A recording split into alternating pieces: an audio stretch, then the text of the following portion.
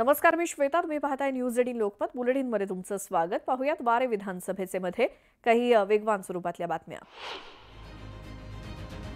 राज्यामध्ये यंदा विधानसभा निवडणुकीत मतदानाची टक्केवारी वाढली आहे. जेव्हा मतदानाची टक्केवारी वाढते तेव्हा भाजपला फायदा होतो असं आपण पाहिलेलं आहे. त्यामुळे आताही त्याचा महायुतीला नक्की फायदा होईल असा विश्वास फडणवीसांनी व्यक्त केला.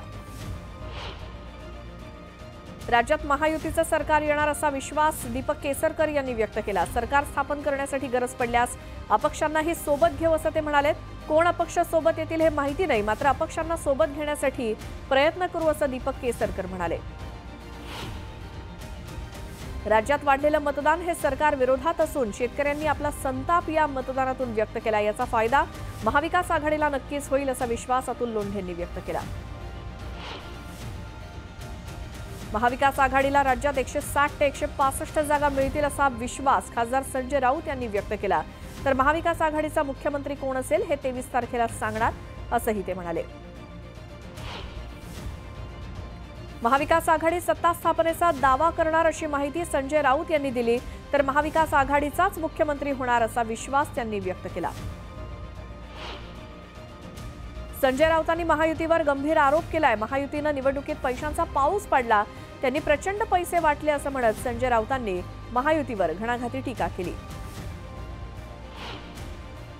एक्झिट पोल समोर आल्यानंतर आता भाजपमध्ये हालचाली वाढल्या आहेत. भाजप बंडखोरांसोबत संपर्क साधणार असल्याचं सूत्रांनी सांगितलं. जिंकण्याची शक्यता असलेल्या बंडखोरांसोबत भाजपकडून संपर्क साधला जाण्याची शक्यता आहे.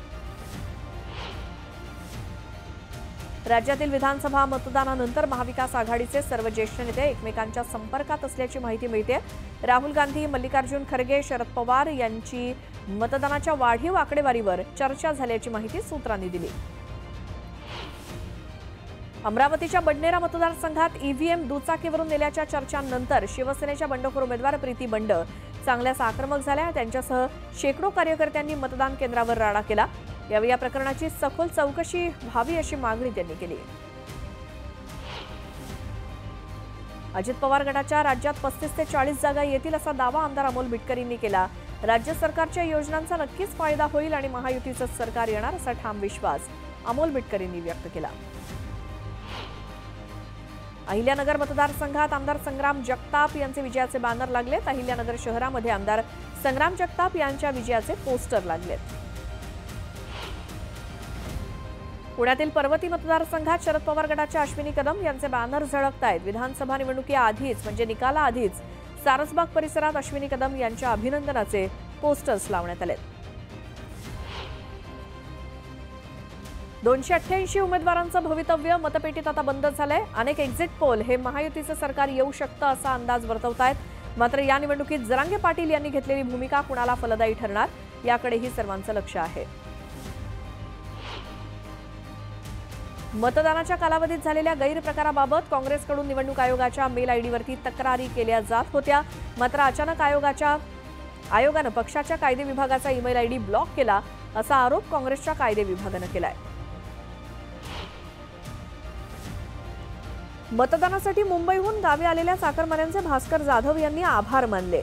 मतदानासाठी आलेल्या चाकरमान्यांचे भास्कर जाधवांनी त्यांच्या गाडीत जाऊन आभार मानले.